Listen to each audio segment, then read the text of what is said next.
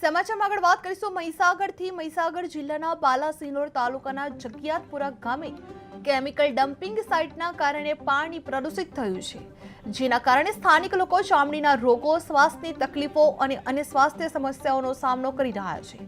અનેક આંદોલનો અને આવેદનપત્રો બાદ પણ તંત્ર દ્વારા કોઈ પગલાં લેવામાં નથી આવ્યા, જે કારણે ગામવાસીઓની પરિસ્થિતિ દુશ્મન બની ગયેલી જોવા મળી રહી છે। જે કેમિકલ ડમ્પિંગથી સ્થાનિક લોકોને પાણીથી પ્રદૂષિત જોવા મળી રહ્યા છે, જે લોકોએ ચામડીના રોગો અને શ્વાસની તકલીફોનો સામનો કરવો પડી રહ્યો છે, જે સ્વાસ્થ્ય અને જીવનના ખતરામાં મુકાય છે।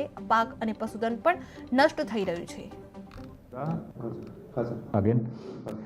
આજરોજ જમિયતપુરા તથા આજુબાજુના ગામના રહીશો દ્વારા મોરિયા એન્વાયરમેન્ટ જે ડમ્પિંગ સાઇટ છે તે બાબતે આવેદનપત્ર રજૂ કર્યું છે, ત્યાંના પાણીના ક્વોલિટી ખરાબ થવા અંગે, જેના અનુસંધાને આગળ જીપીસીબી તથા આનુષંગિક જે પણ ડિપાર્ટમેન્ટો છે એમને કાર્યવાહી માટે ઓલરેડી સૂચના તો અગાઉ પણ આપી દેવામાં આવી છે, પરંતુ એમાં જે પણ નિયમો અનુસાર કાર્યવાહી કરવાની છે એ સત્વરે પૂર્ણ કરવામાં આવે એ માટે સંબંધિતો સાથે ફરીથી ફોલો પણ લેવામાં આવશે અને સૂચના પણ આપવામાં આવશે।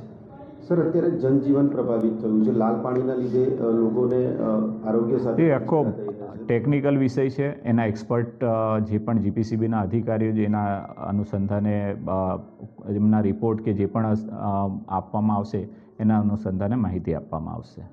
Thank you. પરમાર રામાભાઈ ભાઈજીભાઈ, ગામ બીડના મોવાડા, રેવન્યુ વિલેજ જમવેદપુરાનું પેટાપરું આવી રહેલું છે। જ્યારે મેસેસ મોરિયા નામની કંપની અહીં કાર્યરત થઈ છે 2 વર્ષથી, ત્યારે આખા ગુજરાતનો કેમિકલ કચરો આવી રહેલો છે। અમારે ખેતીની અંદર કામ કરવું તો આની દુર્ગંધ 5 થી 6 કિલોમીટર સુધી જાય છે। અમારા દૂધવાળા પ્રાણીઓને અહીંથી ઘાસ રેજી નાખવામાં આવે, વાય તારે 7 લીટર જેવું દૂધ આપે છે અને જ્યારે કે મહિના પછી 3 લીટરમાં આવી જાય છે।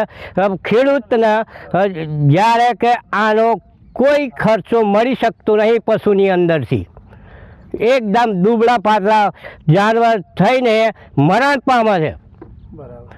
તો અમારે કઈ રીતના જીવવું એ આખું જીવન જોખમમાં મુકાઈ ગયું છે। અને કૂવાની અંદર લાલ પાણી આવી રહ્યું છે, બોરવેલમાં લાલ પાણી આવી રહેલું છે। અમારી તો કોઈ વાત સાંભળવા માટે તૈયાર જ નથી।